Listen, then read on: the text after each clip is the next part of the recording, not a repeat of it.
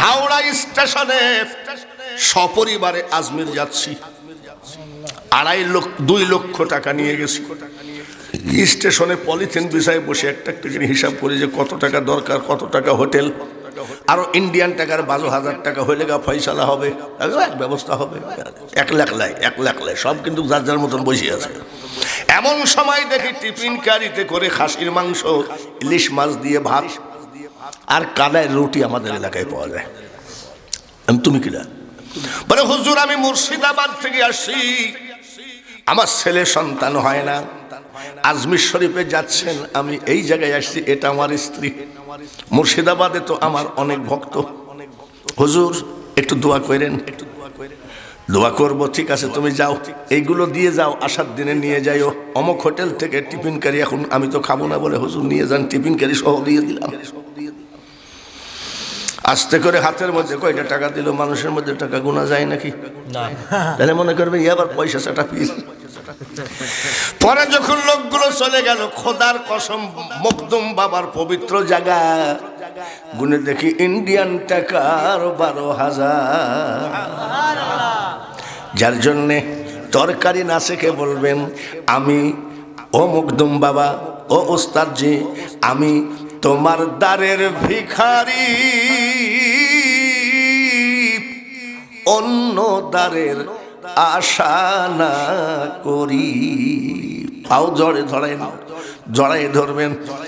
আজ হোক কাল হোক, আমার মতন ফালতু লোককে যদি মখদুম বাবা এত দূরে তুলতে পারে, ওলি আল্লাহদের ক্ষমতা একেবারে আল্লাহ স্পেশাল ভাবে তাদেরকে দিয়ে দিয়েছেন। এনার ছোট মেয়েটা খুব কষ্টে থাকে, খালি আসি, ও কাকা তাবিজ দেন, দোয়া দেন, পানি পড়া দেন। আমি কোন তাবিজ পানি পড়া আমার কাছ থেকে নিস না। এনার ছোট মেয়ে, আমি তোর কোলের বাচ্চাটাকে সঙ্গে করে মখদুম বাবার গেটে কানবি 7 দিন, বেশি না 7 দিন, যাতে তোর মেয়েটাও কান্দে এমন ভাব করবি, দরকার হলে সিমটি মেরিয়ে কান্দাবি। 7 দিন কান্দানোর পরে যদি রিপোর্ট ভালো না হয়, আমি বাঙালি হুজুর তোদের বাড়িতে আর আসবো না। জিজ্ঞাসা করেন ছোট মেয়েটা মখদুম বাবার কাছে 7 দিন আদালতে ট্রাইব্যুনালে নালিশ দেওয়ার পরে এখন মেয়েটা বিশাল সুখী হয়ে গেছে। মহা ডাক্তার এখানে বসে আছে, আপনি কেন ওখানে যান কেন? এখানে তো সমস্যা, বুঝতে হবে। জোরে বলেন ঠিক কিনা? যার জন্য আমি বলি, ওটা বুঝবো কেমনে? আমি নিজেও বুঝি না। আলা ইন্না আউলিয়া আল্লাহি লা খাউফুন আলাইহিম ওয়া লা হুম ইয়াহজানুন, এটা কার কথা? জোরে কোন। আল্লাহ তাআলা বলেন, তোমরা বুখারী দেখাও, তিরমিজি দেখাও, সহিহ হাদিস দেখাও, জয়ীফ হাদিস দেখাও, মখদুম বাবার সম্পর্কে, উস্তাদদের সম্পর্কে, গৌসুল আজম মাইজ ভান্ডারীর বিরুদ্ধে, শাহজালাল খাজা বাবা বড় পীর সাহেবের বিরুদ্ধে তোমরা যতই দলিল দাও না কেন, আল্লাহর ওলিদের কোনো ভয় নাই, চিন্তা নাই, টেনশন নাই। ওলি আল্লাহদের জন্যে আমি আল্লাহ যথেষ্ট। তাহলে একদল মোল্লা, ওই মোল্লারা যে কি বলে, মাজার গুলো ভেঙে দাও, গুড়িয়ে দাও। আরে বাপ, তো বিশাল মস্তা। এখন দেখি তারই মাজার হার নাই। খবরদার এটা করতে যাবেন না। ওলি আল্লাহদের সাথে বেয়াদবি করলে এমন অসুখ হবে, এমন ঝামেলায় পড়বেন, ওই ঝামেলার সমস্যা একমাত্র ওলি ছাড়া কেউ দিতে পারবে না। তাহলে ওরা যে জেনে শুনে এরকম করে, তার মানে ওদের কপালে পোকা লেগে গেছে। ওরা নবীর আর ওলিদের বিরুদ্ধে ফতোয়া না দিলে ঘরে ঘুমায়ে শান্তি পায় না। বিরানে পীর দস্তগীর মহিউদ্দিন, মাহবুবে সুবহানি, গৌসে সমদানি মহিউদ্দিন, আব্দুল কাদের জিলানী রহমতুল্লাহ আলাইহির মা 4 বছর বয়সে মাদ্রাসায় ভর্তি করে দিলেন। উস্তাদ বলছে পড়ো আউযু বিল্লাহি মিনাশ শাইতানির রাজিম, বলে ওটা আমি জানি। বিসমিল্লাহির রহমানির রহিম বলে ওটা আমি জানি। বড় আলিফ লাম মিম উস্তাদ বলে নাই, উনি শুরু করেছে আলিফ লাম মিম। যালিকাল কিতাবু লা রাইবা ফীহি হুদাল লিল মুত্তাকিন আল্লাযীনা ইউমিনুনা বিল গায়ব ওয়া ইউকিমুনাস সালাতা ওয়া মিম্মা রাযাকনাহুম ইউনফিকুন ওয়াল্লাযীনা ইউমিনুনা বিমা উনজিলা ইলাইকা ওয়া মা উনজিলা মিন ক্বাবলিক ওয়া বিল আখিরাতি হুম ইউকিনুন। 18 পারা পর্যন্ত উনার মুখস্থ ছিল, উনার মাও জানতেন না। উস্তাদরা কইকে মানুষ না জিন? একটু আগে আসতে হবে গো ভাই, নাহলে তো সমস্যা। একটু আগে আসেন, এখনো আগালে কিছু লোক ধরবে। আসেন সবাই, লা ইলাহা, আসেন সবাই, লা ইলাহা, অল্প আরো জোরে হবে, লা ইলাহা লা ইলাহা ইল্লাল্লাহু মুহাম্মাদুর রাসূলুল্লাহ। আল্লাহুম্মা, জোরে জোরে, সাল্লি আলা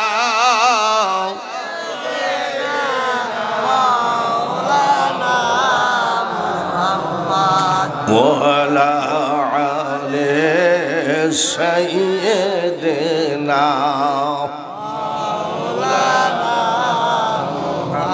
আব্দুল কাদের জিলানীর বয়স কত?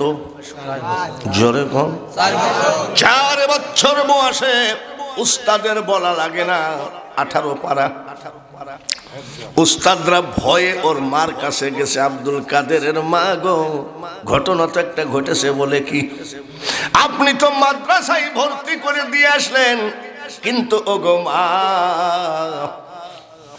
আপনার ছেলে তো 18 পারা মুখস্থ। গৌসে পাকের মা ডাক দিয়ে বলে, আজকালকার মেয়েরা ছেলেকে ঘুম পড়ায় ইংলিশ কবিতা দিয়ে। যারা বলেন ঠিক কিনা? হাগডুম বাগডুম কত কিছু কবিতা বলে আজকাল মেয়েরা ছেলেকে ঘুম পাড়ায়। আর আমি আব্দুল কাদেরের মা, আমার আব্দুল কাদেরকে আমি ঘুম পড়াইছি, 1 পারা কোরআন শরীফ শোনায় তারপরে তারে ঘুম পড়াইছি। ঘুমের মধ্যে আমার আব্দুল কাদের মুখস্থ করে ফেলেছে। আব্দুল কাদের জিলানী রহমতুল্লাহ বলছে, মা গো, আমি কিন্তু ঘুমের মধ্যে মুখস্থ করি নাই। বলে কখন মুখস্থ করলি? আমি যখন পেটে ছিলাম মা, তুমি যখন কোরআন পড়তা, খোদার কসম আমি আব্দুল কাদের পেটের মধ্যে থেকে মুখস্থ করে ফেলেছি। কেউ বুঝিতে পারে না রে ওলি আল্লাহর খেলা, আমার গৌসে পাকের খেলা। মুজাদ্দাদ আল পেশানি রহমতুল্লাহ আলাইহির বিরুদ্ধে দ্বীনে ইলাহি আকবর বাদশাহ একটা কমিটি করলো। মুজাদ্দাদ আল পেশানিকে মেরে ফেলার জন্য জেলখানার মধ্যে ঢুকাইলো।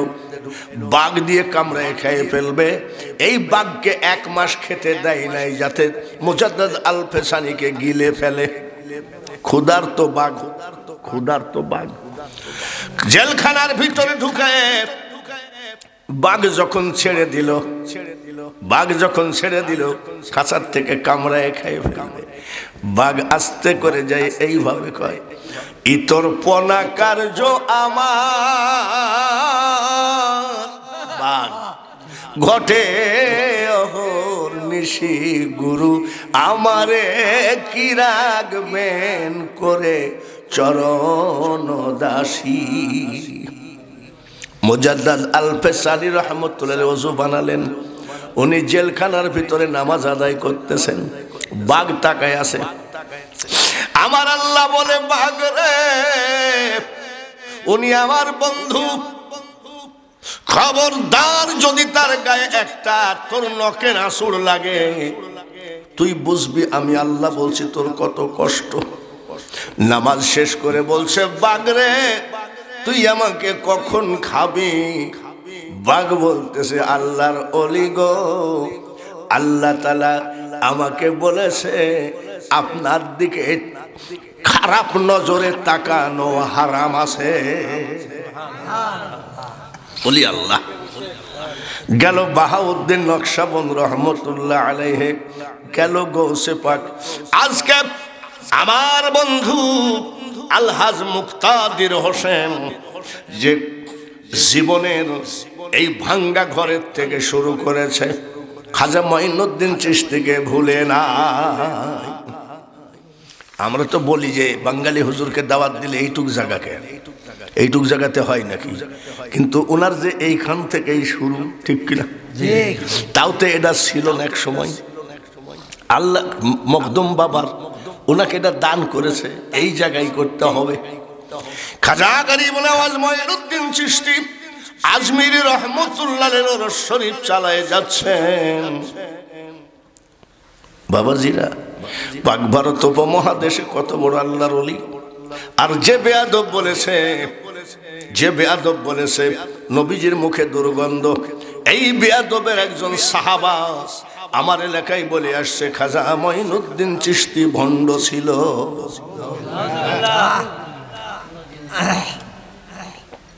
আপনারা কি করেন? খাজা মঈনুদ্দিন চিশতি ভণ্ড ছিল? খাজা মঈনুদ্দিন চিশতি সম্পর্কে বলতে গেলে আর একটা বলা লাগে। কিছু উহাবি আছে না, খারিজি, এরা আমাদেরকে টিটকারি মারে। কি বলে জানেন? পীর পীর করো, তোমার পীর কি করেছে, এরকম বলে না? এই যে জায়গায় ইমামতি করি সেটা মখদুম বাবার মসজিদ। গোবিন্দর মন্দিরকে ভেঙ্গে মসজিদ বানাইছে, আর সেই মসজিদে ইমামতি করে শাহজালালের বিরুদ্ধে ফতুয়া দিস। ওর মাও মূর্খ, আর 14 গোষ্ঠী মূর্খ না হলে এত বড় বেয়াদবি করতে। খাজা গরিব নওয়াজকে ভণ্ড বলে। পীরেরা কি করেছে, তোরা কি করেছিস? তোরা তো খালি মসজিদের মুসল্লিদের যে এরকম মাল ধরে কয় ইনশাল্লাহ আসেন, বহুত ফায়দা হবে, বহুত ফায়দা হবে, আসেন। ওরে তুই নামাজির কাছে নামাজের দাওয়াত দিবি কেন? দিনদারের কাছে দিনের দাওয়াত দিবি কেন? আল্লাহর ওলিরা তোর মতন সিটার না যে দিনের দাওয়াত দিনই মানুষের কাছে দিবি। আল্লাহর ওলিরা দাওয়াত দিয়েছে বেদিনের কাছে দিনের দাওয়াত। একটা না, দুইটা না, 90 লক্ষ অন্য জাতিকে আমার খাজা মুসলমান বানিয়েছে। দেখেন তাবলিগ জামাতে একটা কথা আসে পেপারে, এবার 360টা দেশের লোক আসছে, এরকম গল্প দেয়। কিন্তু লোক তো গুইনি খুব বেশি হলে 10 লাখ, সেখানে ওরা বলে 30 লাখ 24 লাখ। আচ্ছা যাই হোক, 90 লাখ তো হয় নাই। আর আমার খাজা মঈনুদ্দিন চিশতি অন্য জাতিকে 90 লক্ষ অন্য জাতিকে মুসলমান বানাইছে। পীরেরা কি করেছে দেখ, কি করেছে। মিটমিট করে হাসে খাজা বাবা, মিটমিট করে হাসে। খাজা গরিব নওয়াজের মা ডাক দিয়ে কয়, বেটা মঈনুদ্দিন রে, খুব আনন্দে আসিস? বলে হ্যাঁ। হাসতেছিস কেন? বলে মা গো, 90 লক্ষ অন্য জাতিকে আমি মঈনুদ্দিন মুসলমান বানাইছি। মা ডাক দিয়ে বলে, বেটা মঈনুদ্দিন রে, তাহলে তো তোর হাসার কথা না, আমি তোর মা হাসবো। বলে কেন? বলে এটা তো তোর কৃতিত্ব নয়, আমি তোর মার কৃতিত্ব, আমি হাসবো, তুই হাসার কে? বলে কেমন মা বলো তো? কেন? বলে 1 দিন না 2 দিন না রে বেটা, তুই যখন 10 মাস 10 দিন পেটে ছিলি, আমি তোর মা কোনোদিন ঘুমাই নাই। 10 মাস 10 দিন যাই নামাজে বসে মাথা ঠুকে ঠুকে কান্দেছি, আল্লাহ আমার পেটে যে বাচ্চা আছে, এই বাচ্চাটাকে তুমি বিশ্ব ওলি বানায় দিও। আমি হাসবো, তোরা তো হাসার কি? তারপরে শোন, বলে মা বলো, যতবার তুই আমার বুকের দুধ খালি রে বেটা, যত বছর তুই আমার বুকের দুধ খালি, খোদার কসম আমি তোর মা বলছি, বিনা অজুতে আমার দুধ তোর মুখে ঠেকায় না। একটা ছেলে কতবার দুধ খায়? এক দুইবার? কত বছর দুধ খালি? ডেলি কতবার দুধ খালি রে বেটা? আমি তোর মা আবারও বলছি, বিনা অজুতে আমি মঈনুদ্দিনের মুখে দুধ ঠেকায় না। এ কি চারদিখানি ব্যাপার? ছেলে দুধ খাচ্ছে, তুমি স্টার জালসা দেখছো, আর তোমার ছেলে খাজা বাবা হবে? ছেলে দুধ খাচ্ছে আর তুমি জি সিনেমার সিরিয়াল দেখতেছো, আর তুমি বলছো আমি খাজা বাবার মা হব? এত সহজ কথা না। ছেলে দুধ খাচ্ছে আর মা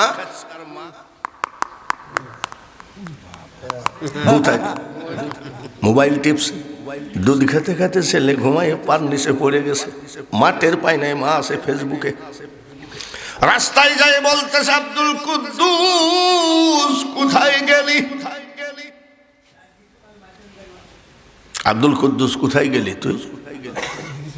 ডাকে রাস্তায়, আর ছেলে টেবিলের তলে। এই মা, জমিন যদি ভালো হয় গো মা, ফসল ভালো হবে। মা যদি আউলিয়া হয়, ওই সন্তান কোনোদিন ইবলিস হতেই পারে না। হেলিকপ্টার হয় নাই, ফ্লাইট হয় নাই, গরুর গাড়ি হয় নাই, সাইকেল হয় নাই, মোটর সাইকেল হয় নাই। ওই টাইমে খাজা গরিব নওয়াজ ইন্তেকাল করলেন।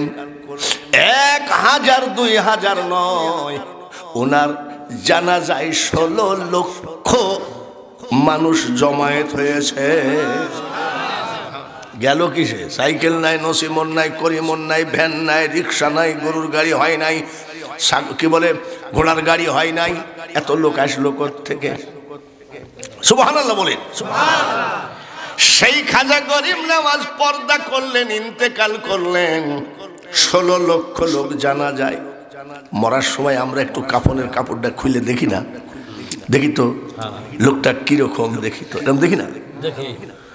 16 লক্ষ লোক খাজা গরিব নওয়াজের মুখের কাফন মুবারক সরালেন। জীবিত থাকাকালীন চেহারায় যে নূর ছিল, মরার পরে 1000 গুণ নূর ওই চেহারায় বেড়ে গেছে। এই নূর দেখে আরো 1 লক্ষ অন্য জাতি মুসলমান বানাইছে, মুসলমান হয়েছে। জীবিত থাকাকালীন 90 লক্ষ, আর মরার পরে নূর দেখে 1 লক্ষ। এই 91 লক্ষকে কলেমা পড়ায় তিনি কবরে শহীদ আজমির শরীফে, রওজা শরীফে শুয়ে আছেন, যার জন্যে বলা হয় আতায়ে রাসূল সুলতানুল হিন্দ খাজা গরিব নওয়াজ মঈনুদ্দিন চিশতি আজমিরি রহমতুল্লাহ আলাইহি। আল্লাহুম্মা জোরে জোরে সাইয়্যিদিনা মাওলানা মুহাম্মদ ওয়া আলা আলি সাইয়্যিদিনা মাওলানা মুহাম্মদ। আপন আপন বলি রে মন, আপন মোদের কেহই না, যিনি মোদের আপন জনা শুয়ে আছেন সোনার মদিনা। জবান বন্ধ করা যাবে না। এই দুরুদের ঢেউ মখদুম বাবার রওজায় পৌঁছায় দেন। আল্লাহুম্মা সাল্লি আলা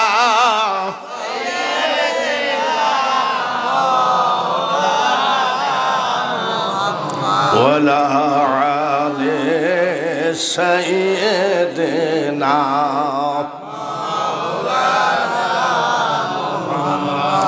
যদি আজকের এই 6 রজব মুক্তা ভাইয়ের ওরস শরীফে এমন যদি ফটকা লোক থাকেন, দুরুদ পড়ব মদিনায়, ইনি আবার বলছে দুরুদ লাগায় দাও মখদুম বাবার রওজায়। ওরে পাগলের দল, চিঠি কুরিয়ার সার্ভিসে দিয়ে দিলে কুরিয়ার সার্ভিসের লোক বাড়িতে পৌঁছায় দেয়। আমাদের দরুদ মখদুম বাবার কাছে পৌঁছবেন, মখদুম বাবা উনি মদিনায় জমা দিয়ে দেবেন।